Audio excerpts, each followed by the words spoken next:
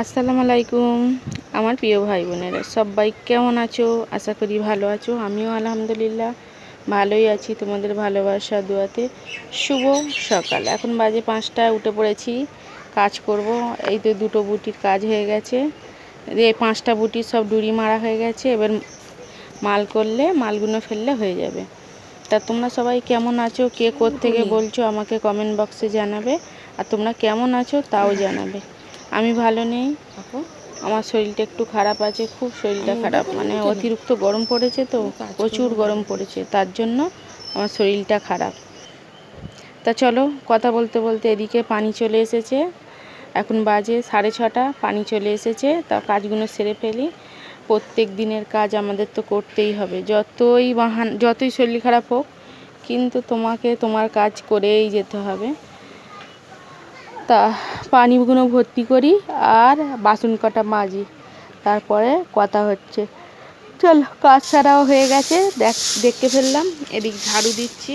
আমি আগে বাসন কটা মেজে নিই, কারণ পানি চলে যায় যদি, ওই জন্য। তা এদিকে ঝাড়ু দিচ্ছি। তাদের একলা সংসার, তাদের যতই শরীর খারাপ হোক, যাই হোক, কিন্তু নিজের কাজটা নিজেকে ঠিক সময় মতো সেরে ফেলতে হবে। না হলে সবাই তোমার দিকে তাকিয়ে থাকবে, কখন কাজ সারা হবে, কখন খাওয়া হবে। যদি শুয়ে থাকো, পেটে তো কিছুই জুটবে না, উপরন্ত নিজের তো জুটবেই না, কারুরই জুটবে না। তা আমার সব কাজ সারা হয়ে গেছে। এখন আমি কাজে বসেছি, চা করিনি। সাকিবুল চিনি আনতে গেছে, চিনি আনলে চা করব। তা আমার এতটা শরীর খারাপ কাল থেকে, কি বলবো। কালকের বিয়ে বাড়ি যাবো, আজকের প্রচুর শরীর খারাপ, বলে বোঝাতে পারবো না, এতটা শরীর খারাপ। মানে কাল প্রেশার মনে হয় উঠেছে, পুরো মাথা ফাতা যন্ত্রণায় ছেড়ে যাচ্ছে। বাইরে কাজ করি তো, কোনো পাকার হাওয়া নেই, প্রচুর মাথার টাল হচ্ছে। আর আমার হাই প্রেশার, বিপি বেড়েছে, তাই জন্যই মনে হয় মাথার যন্ত্রণা হচ্ছিল। তারপর রাত থেকেই হাত এত যন্ত্রণা করতেছে, হাত তুলে কিছু কাজ করতে পারিনি। কিন্তু একা সংসার কি করব, করতে তো হবে, নাহলে কেউ করার নেই।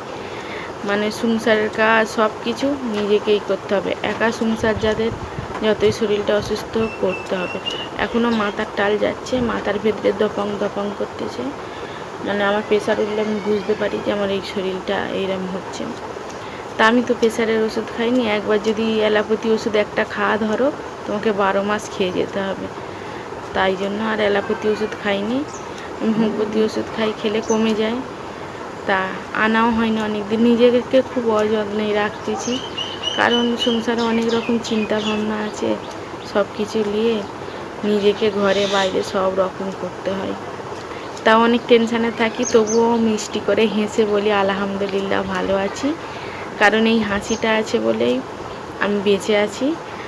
আর সব টেনশান হয়, মনে হয় আজকের দিনটা যেমনই হোক, কাল দিনটা কিন্তু আল্লাহ ঠিক ভালো দেবে। তা দেয় ঠিকঠাক, টুকটাক করে ঠুকরে ঠাকরে চলে যায়, এগিয়ে যাচ্ছি টুকটাক করে।